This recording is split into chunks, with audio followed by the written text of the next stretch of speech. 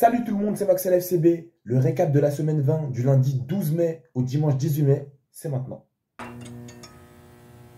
Ok, on se retrouve lundi 12 mai avec en Serie A 2-1 Venezia contre la Fiorentina qui avait besoin de points, et 2-1 contre l'Atalanta contre la Roma. Atalanta qui garde son top 3 et on ira voir ça plus tard. Et malheureusement, la Roma qui avait besoin de points n'en aura pas plus ici. Mardi, on a eu de la Liga, Real Valladolid qui perd 1-0 contre Gijón, la Real Sociedad qui perd 1-0 également contre le Celta de Vigo, et Séville qui gagne 1-0 contre Las Palmas. Mercredi, encore de la Liga, Deportivo Alavés qui gagne 1-0 contre Valence, Villarreal qui gagne 3-0 contre Leganés, et le Real Madrid qui, à la toute fin, gagne 2-1 contre Majorque. On a également de la Coppa Italia, la finale de Coppa Italia qui a été gagnée 1-0 par Bologne. Au début, je devais la débriefer, mais finalement, je n'ai pas débriefé parce que voilà, bon, le match m'a ennuyé à un certain point. Mais c'était ça, jouer quand même un minimum. Surtout en première mi-temps que j'ai regardé. Et voilà, bien joué à Bologne. Ça faisait 45 ans qu'ils n'avaient pas remporté un titre.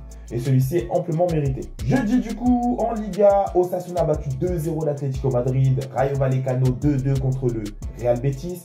L'Espagnol Barcelone qui vient s'incliner 2-0 face au Grand Barcelone, qui prend du coup la Liga sur ce match-là et qui a fêté son sacre sur leur terrain pendant ce petit derby de Barcelone. Et Bilbao qui va venir gagner 2-0 contre Getafe. Vendredi, en première ligue, on a eu Aston Villa qui botte 2-0 Tottenham et Chelsea qui a battu Man United 1-0, les deux finalistes de Europa League qui se sont fait botter le même jour. Samedi, du coup, on a plein de choses. On a de la Ligue 1 pour la dernière journée, un énorme multiplex. Lens 4-0 Monaco, impressionnant. Lille 2-1 Reims. Lyon 2-0 Angers. Marseille 4-2 Rennes. Nantes 3-0 Montpellier. Nice qui 6-0 Brest. Brest vraiment qui ont fait des scores vraiment cette année. PSG qui gagne 3-1 contre Auxerre. Saint-Étienne qui perd 3-2 contre Toulouse. Et Strasbourg qui à la toute fin concède un pénalty à la 90+6 et perd 3-2 contre le Havre. Donc c'était une grosse journée de Ligue 1, il y a eu des gros scores. En Bundesliga, on a des choses à peu près similaires. Augsbourg qui perd 2-1 contre l'Union Berlin. Dortmund qui gagne 3-0 contre Kiel, qui prend un carton rouge. Wolfsburg qui s'impose 1-0 contre Mönchengladbach. Heidenheim qui perd 4-1 contre le Werder Bremen.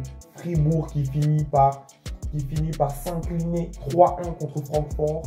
Bayern qui explose complètement Hoffenheim 4-0. Mainz contre Leverkusen 2-2. Stuttgart qui bat Leipzig 3-2.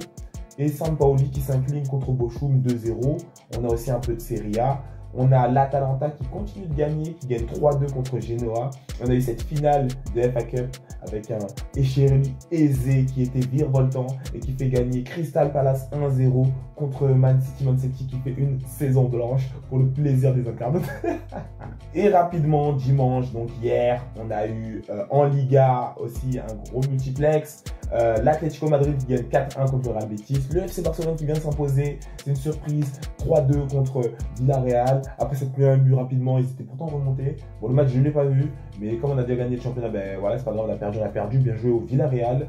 Rayo Vallecano qui gagne 2-1 contre le Celta de Vigo. Leganés qui s'impose 1-0 contre Las Palmas. Getafe qui gagne 2-1 contre Majorque. Osasuna 2-0 contre l'Espagne Barcelone. La Real Sociedad qui gagne 3-2 contre Gijón. Real Valladolid qui s'impose une fois de plus 1-0 contre le Deportivo Alavés. Le Real Madrid qui gagne 2-0 contre Séville. Donc, je ne sais pas pourquoi ils ont pris 2 cartons rouges, mais voilà, c'est Real Madrid, c'était sûrement louche. Ils ne les méritent sûrement pas. Et Bilbao qui vient s'imposer 1-0 contre Valence. On a eu également un peu de première ligue. Everton 2-0 Southampton. Nottingham Forest qui gagne enfin 2-1 contre West Ham. Fulham 3-2 contre Brentford. Leicester qui gagne 2-0 contre Ipswich. Et Arsenal qui vient s'imposer contre Newcastle, le deuxième contre le troisième. Arsenal qui vient s'imposer 1-0 contre Newcastle. En Serie A aussi, on a une grosse journée. On a eu Cagliari qui 3-0 Venezia, la Fiorentina qui bat Bologne 3-2 et l'AS Verona 1-1 contre Como. C'est dommage pour Bologne qui a pris sa Coppa Italia, qui était dans les places qui discutait pour les places de la C1. Et ici, ils viennent perdre contre la Fio, donc ça commence à être tout doucement mort. L'Inter qui 2-2 contre la Lazio. La Juve qui gagne 2-0 contre Udinese, Lecce 1-0 contre le Torino, Monza qui perd 3-1 contre Empoli, Parme 0-0 contre le Napoli et la Roma qui fait 3-1 contre l'AC Milan. On va directement voir les différents classements et places des 5 grands championnats. Ok, on se retrouve en Liga. En Liga, ben, rien n'a changé. À part que vous voyez, jusqu'à la 8e place, ça qualifie, puisque le Barça a tout raflé en Liga. Donc, le FC Barcelone, qui est toujours premier, qui ne peut pas se faire rattraper malgré la défaite. Il ne reste plus qu'une journée, comme vous le voyez. Même si on a perdu et le Real Madrid a gagné, on ne peut plus nous rattraper, même si on repère. Donc voilà, le championnat est joué. La seule chose intéressante sur laquelle on va se pencher, c'est que pour l'instant, tu as ces 5 clubs donc, qui ne pourront pas se faire enlever. Donc les 5 clubs espagnols qui iront en Liga, FC Barcelone, Real Madrid, Atlético Bilbao et Villarreal, c'est mérité. Et là, si tu vois bien, tu as 2 places ici qualificatives pour l'Europa League. Normalement, tu n'en as qu'une seule, mais comme le FC Barcelone a gagné la Copa del Rey, ils donnent leur place qualificative de l'Europa League dans le championnat. Donc elle est rajoutée. Donc le Celta de Vigo va pouvoir aller en Europa League si tout se passe bien, c'est pas encore dit. Et pour l'instant, c'est le Rayo Vallecano qui fonce en Conference League. Mais attention, il reste un dernier match. Chacun va affronter son adversaire. Et ça pourrait bien changer. Même Osasuna pourrait aller chercher une place. Donc faites très attention entre les deux là. En PL du coup, en PL, bon ça n'a pas été encore actualisé je crois, mais bon du coup Liverpool, Arsenal, Newcastle, Chelsea, Aston Villa pour l'instant qui irait en Ligue des Champions. On voit City qui suit de pas très loin, 65-65, donc il y en a 2, c'est victoire obligatoire pour ces 3 clubs là. Le club qui perd sort d'ici, voilà, donc tout simplement là ça va être très intéressant, surtout que c'est un Nottingham City, donc totalement ils vont décider de leur classement. Si Nottingham gagne contre Chelsea, bon après il faudrait que City perde, tu vois, parce que pour l'instant ils ont un meilleur goal average, donc ils sont devant eux. Donc Nottingham pourrait totalement qualifier City, Newcastle, Aston Villa gagnerait, City aussi par exemple, et Nottingham aurait battu Chelsea pour rien du tout. Mais voilà, en tout cas, il y a des places qui vont être déterminées, ça va être au courage. Donc voilà, bonne chance à tous, ça va être assez amusant. En Ligue 1, pour l'instant rien ne change. Si le PSG gagne la Coupe de France, ça rajoutera une place d'Europa League donc juste ici, donc ça va décaler tout ça et Strasbourg ira en Conference League. Si le PSG gagne la Ligue des Champions, ça rajoutera une place qualificative directe pour la Ligue des Champions ici encore une fois. Donc le PSG a entre ses mains le destin de plusieurs clubs de Ligue 1 et peut faire rayonner le football français à l'international s'ils gèrent bien leur fin de saison. Et donc c'est assez intéressant, ça pourrait être qualificatif jusqu'à la 8e place. Je crois que c'est un peu comme la Liga, jusqu'à la 8e place tu peux être qualifié, voilà, donc ça sera exactement pareil, sauf qu'ici tu as une place ici de LDC qui n'est pas directe, qui est une place de barrage, mais bon, avec le niveau de la Ligue 1, normalement, quand tu affrontes des championnats d'autres pays comme la Slovénie, ou etc., tu dois pouvoir passer assez tranquillement. En Bundesliga, bon, ben, en Bundesliga, il n'y en a aucun de ces 4-là qui se retrouve en finale de Coupe d'Allemagne. Tout simplement, ils sont tous éliminés de C1. Donc pour l'instant, le classement, c'est ça. Dortmund qui a finalement réussi à revenir dans ce classement. Dommage pour Fribourg et le Mainz, mais comme je vous avais dit, à surveiller. Fribourg et le Mainz qui finalement, j'avais dit à surveiller les deux. Ils pouvaient peut-être à un moment aller en C1. Et ça s'est maintenu, ça s'est jaugé.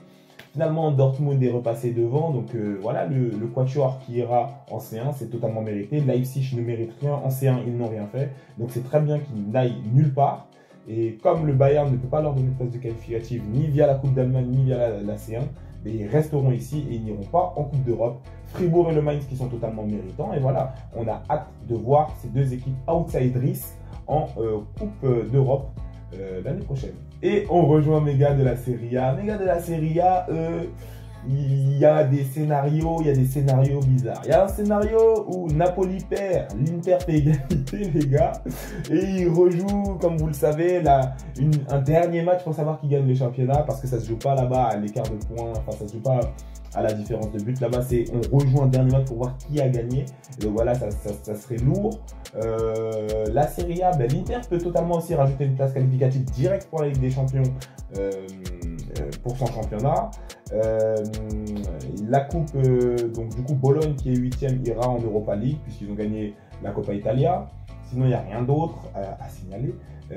On a encore des gens assez serrés. 65, 66, 67. Attention ici, si tu perds, lui il gagne. 65, 65, il a un meilleur goal average.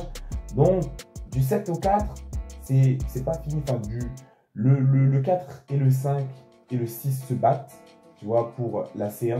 Mais le 6, 7, 8 se battent pour la C3, enfin la C4. La C4 et la C3. Donc ça veut dire que c'est pas totalement fini. Ça va être intéressant de regarder ça jusqu'à la fin. On a quelques championnats qui sont finis, mais pas tous. Et donc voilà, on va regarder ça avec des yeux très concentrés. En tout cas, voilà tout. C'était tout pour ce récap de la semaine 20. J'espère que la vidéo vous a plu. N'hésitez pas à me dire les matchs que vous avez regardés. N'hésitez pas à me dire vos pronos pour les prochains matchs qui arriveront. Pour vous, qui ira en Coupe d'Europe, qui ira en C1, C3, C4. N'hésitez pas même à me pronostiquer la finale de la Ligue des Champions. J'espère que la vidéo vous a plu. Tu likes, partages, tu commentes. Les gars, commentez. C'est pour l'algorithme YouTube. Tu connais tout ça. Commentez, c'est tout. Commentez. Faites ce que je vous dis. Prenez soin de vous et des vôtres. Donnez la force à mon TikTok. Et à plus pour la prochaine vidéo.